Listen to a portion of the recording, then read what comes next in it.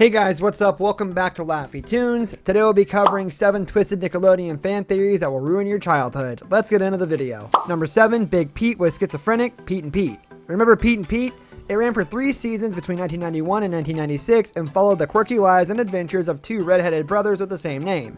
However, one fan theory suggests that Big Pete actually had a psychotic break, longing for a free-spirited childhood that he missed out on, and developed a schizophrenic split personality of Little Pete. The show also features another zany and implausible character named Artie, the self-proclaimed strongest man in the world and protector of all children, who shows up whenever things get too boring in Big Pete's life, and generally seems like the kind of person you would want to keep away from your children. Birds singing their little chirpity chirp chirp chirpity chirpity chee. Number 6, a show within a show, Drake and Josh. We've already established that Drake and Josh takes place within the same shared universe as iCarly, Sam and Cat, and by extension, Victorious. However, one fan theory takes things to a whole different level of meta, suggesting that Drake and Josh is a reality show within a reality show.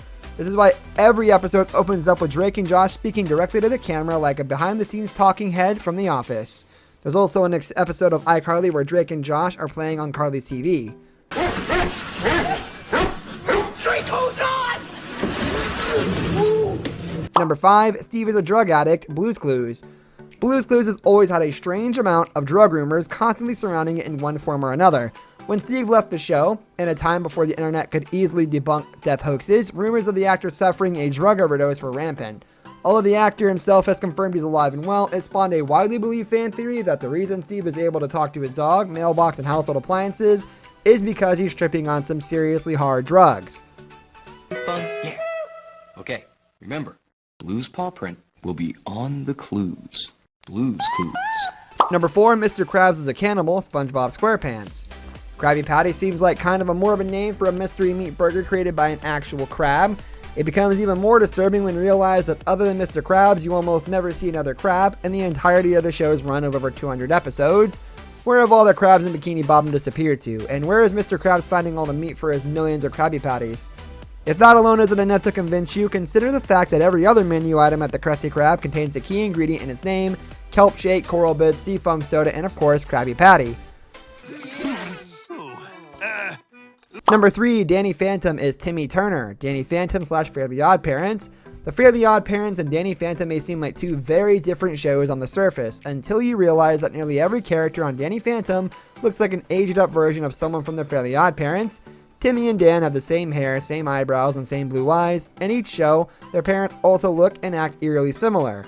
Sam is just an older Trudy, Tucker is an older AJ, Paulina is an older Trixie, the list goes on and on. How did this happen? Timmy's final wish, just before turning 13 and losing Cosmo and Wanda forever, was to be given a more interesting life as a ghost hunting superhero. They don't just make Timmy a superhero, they truly grant him a new life, but letting him keep the people he's closest to as Danny Phantom. Messing with the ghost portal. Number 2, Eliza is on drugs, The Wild Thornberrys. The Wild Thornberrys allow a family as they travel to the world to film their father's nature show, but it mostly focuses on the youngest daughter, Eliza, who is granted the ability to talk to animals by a magical shaman.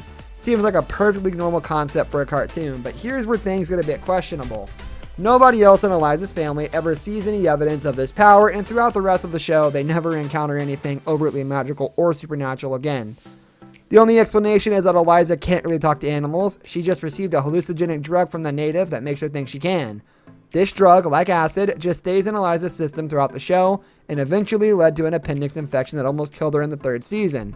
I was gone. I know, but we're going to find her for you. Eliza and her family have Number 1, Penelope Taint killed Amanda Bynes and stole her identity, The Amanda Show. The Amanda Show featured a character that would probably chill most celebrities to the bone. The socially inept superfan Penelope Taint made a habit of breaking into the Amanda Show studio to get close to the star she obsessed with, and she was frequently violent with staff, other actors, and innocent bystanders. She also looked exactly like Amanda Bynes. What if Penelope didn't look like Amanda at all? Maybe she succeeded in her mission of getting close to Amanda and decided that she loved her so much that she had to kill Amanda and take her place. Her obsession drove her to the point where she realized there is no way to get closer to Amanda than to actually become her. That's why they're never seen together. Amanda isn't playing Penelope. Penelope is playing Amanda. No? Then shut your tongue holder! What's wrong with you?